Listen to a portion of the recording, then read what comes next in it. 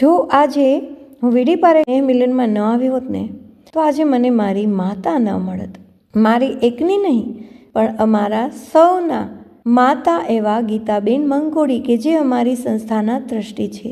અમે જ્યારે ભણતા હતા ત્યારે તેમણે અમારા બધાનું ખૂબ સારું ધ્યાન રાખ્યું. અમારા કાર્યમાં સતત ઓતપ્રોત રહેતા હતા.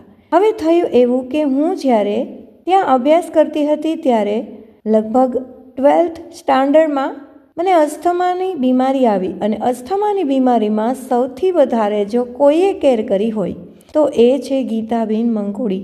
જો આજે ગીતાબેન મંગોડીએ મારું ધ્યાન ન રાખ્યું હોત તો હું આ પૃથ્વી પર ન હોત. એટલા જ માટે મેં ગીતાબેનને માનું સ્થાન આપ્યું છે. આજે હું આ ધરતી પર જે કાંઈ છું ને એ ગીતાબેનના લીધે છું. એટલે જ આજે મને બહુ જ અફસોસ થાય છે કે જો હું સ્નેહ મિલનમાં ન આવી હોત તો મને બધા મળી જાત, બધા સાથે કોન્ટેક્ટ થઈ શકત, પણ ગીતાબેન મને ના મળત. વર્ષો પછી ફરી પાછી મને મારી મા મળી, જેણે ખૂબ મારા માટે ભોગ આપ્યો છે.